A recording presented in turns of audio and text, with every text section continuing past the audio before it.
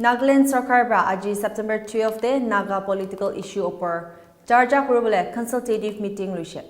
Meeting do State Banquet Hall Chief Minister Residential Complex Kohima bra luishe kude State Chief Minister, Deputy Chief Ministers, NLS Speaker, Deputy Speaker, Ministers, Lok Sabha ro Rajya Sabha laga MP, Advisors, MLAs, Chief Secretary ro State Sarkar laga senior officials pa hisa luishe.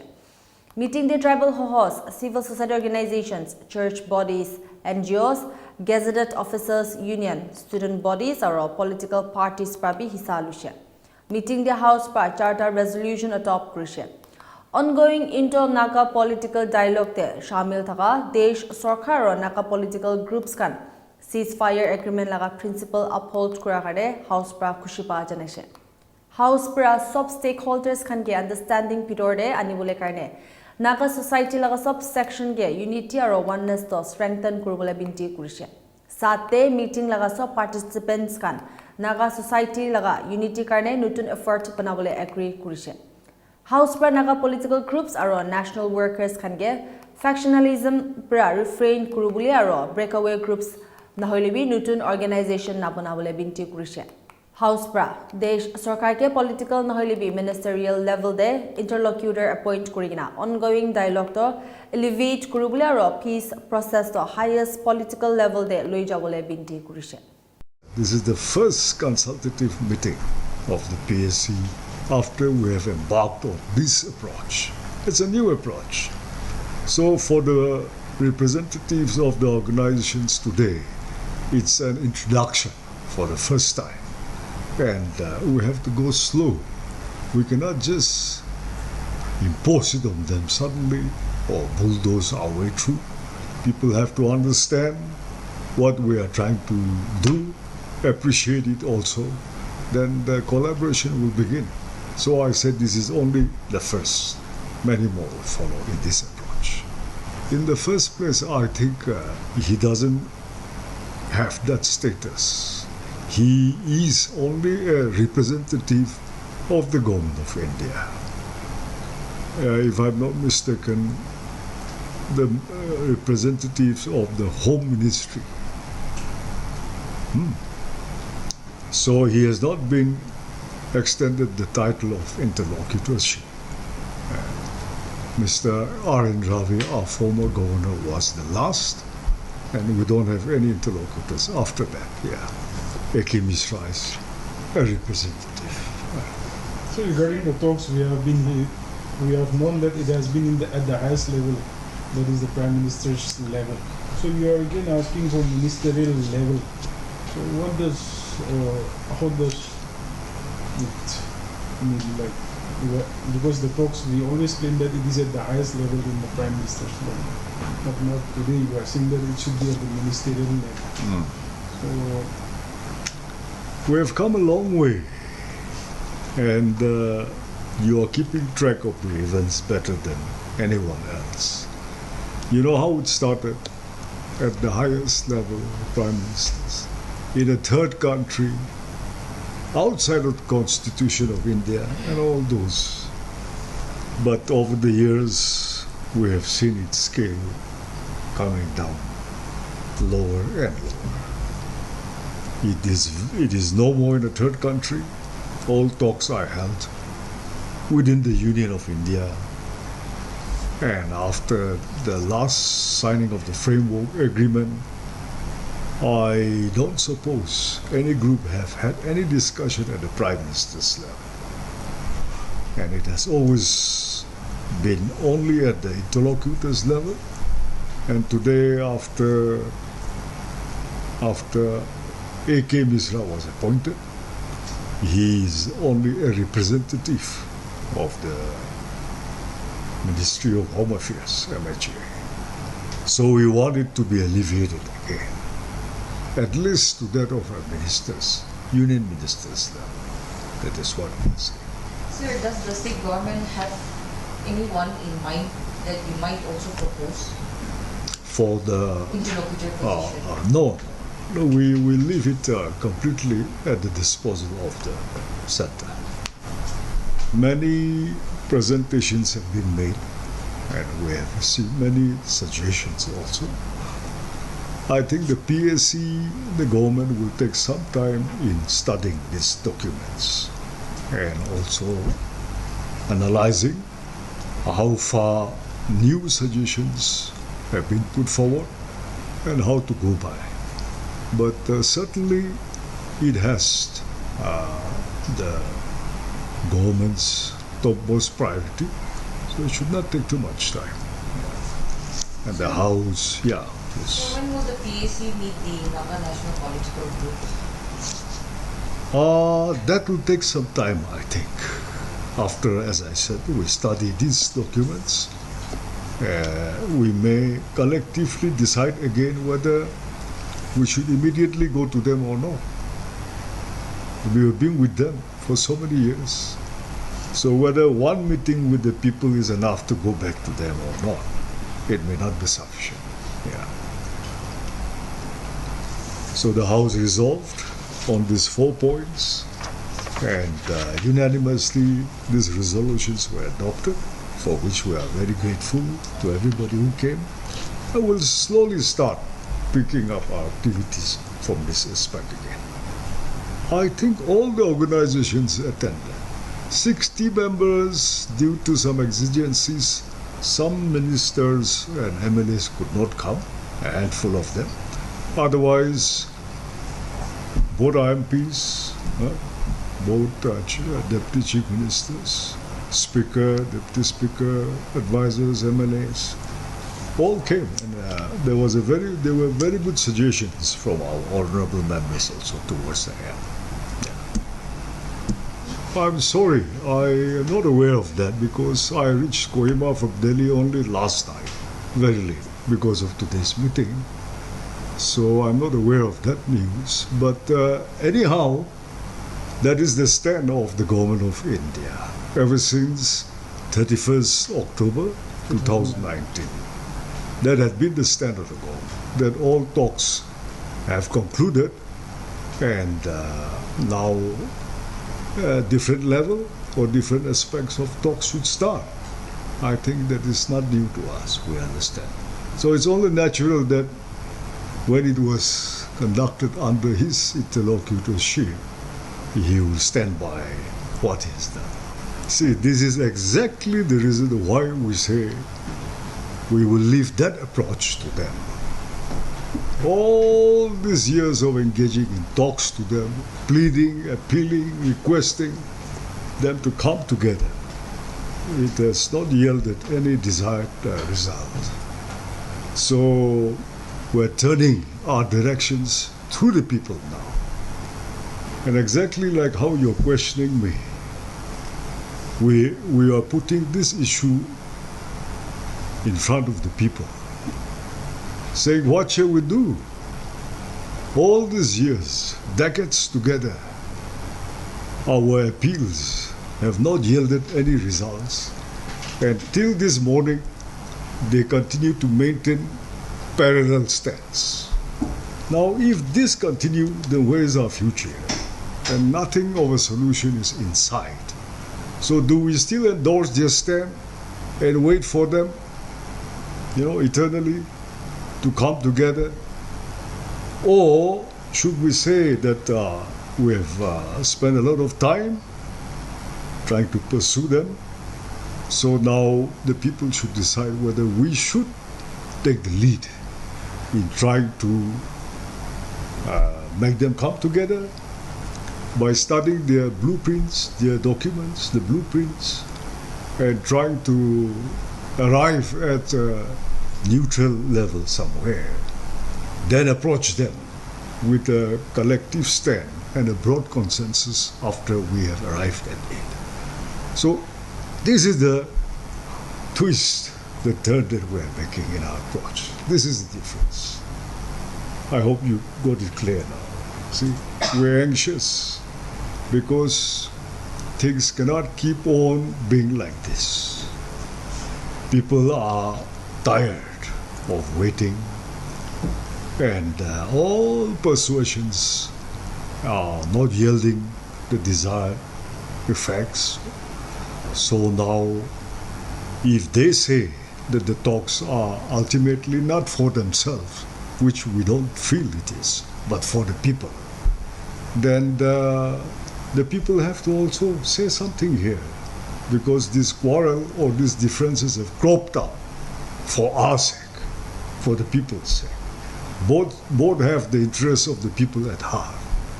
Both want to put forward their best approach, to give the best to the people maybe. So in their search for a solution with the best that they have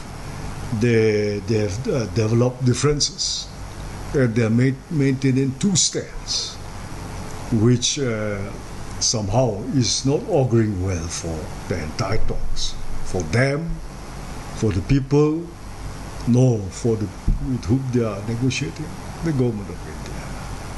So what do the people say? What would they like to say? And how would they approach this? That is where we are. In our context today, it is the ceasefire agreements with the present Naga political groups. There we are given to understand that there are 5 groups which are in ceasefire with the government of India. And the rules that binds them should be properly implemented.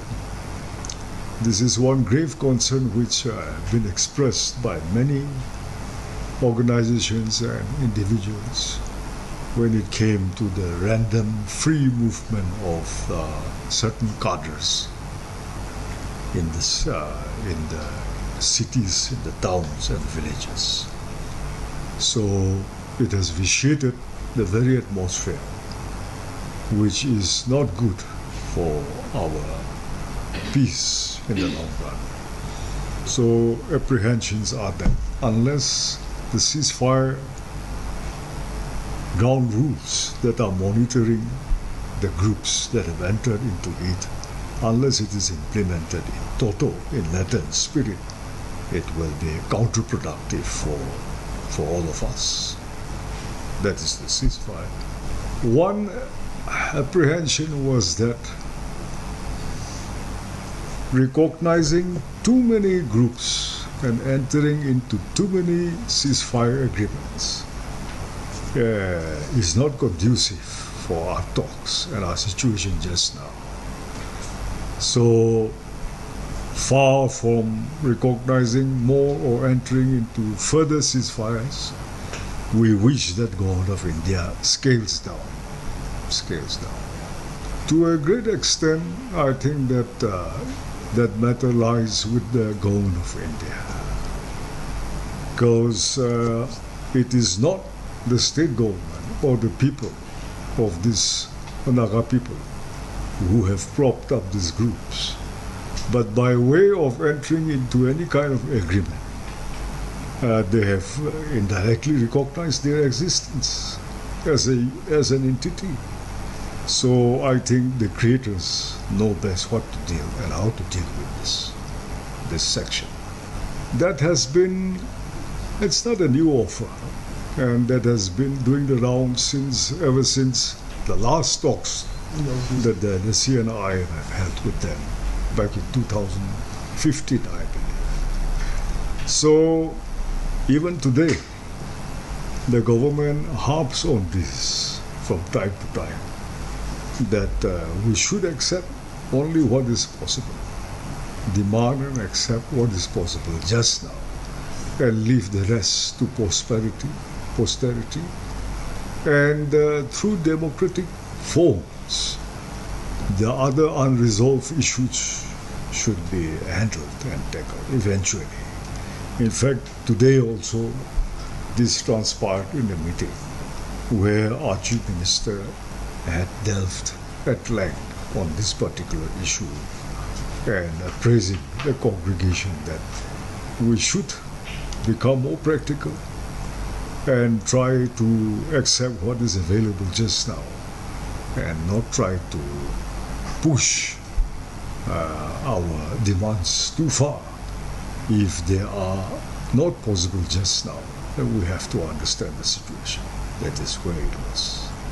The House also extended a request and appeal to all our national workers to sink their differences and reach an understanding, see eye to eye, and try to make a single document and a single approach to the government of India, so that we leave no room for confusion or any unwanted maneuverings in between. This is the beginning only, and we hope to see more such consultative meetings in the near future as well. Other relevant organizations and associations with our PCCs also, headed by our Chief Minister, our Council of Ministers, our 2 MPs were also there, and representatives from all mass-based organizations were there. It is in connection with our ongoing dialogues, the Naga political issue, with the government of India. As you are all aware, it's been quite some time since we have been not able to engage with the people, stakeholders. The government, after the PSC has been formed, felt it necessary to engage into this kind of consultations. First, because our approach to the problem this time is from the people's angle. All the while, in the previous governments too, PSCs have been directly engaging with the Naga political groups. This time around, we thought we should go through the people. Therefore, it culminated in today's meeting. We had a very healthy, homely, and very intimate meeting where everyone who were represented, the mass-based organization, all tribal ho-hos have expressed their concern on the stalemates that have taken place in the progress of our talks between the negotiating parties, that is, the NPGs and the government of India. So there was a strong feeling that the talks must pick up again. And this time, we, the House, wish that the government of India too comes out seriously, and that the talks should be alleviated to the level of at least a senior minister at the union government's level, and that an interlocutor, a proper interlocutor, should be appointed again for our talks, as it used to be. And that initiatives should be made to pursue an end to our too long drawn political dialogues, the byproducts of which, if kept unresolved, will take a heavy toll on both the sides, that is, on the government of India as well as the state and the people, the Naga people. So it was from this angle that organizations came together to collaborate and continue to make their best efforts, put in their best efforts to see that talks are held in earnest and a proper conclusion is drawn.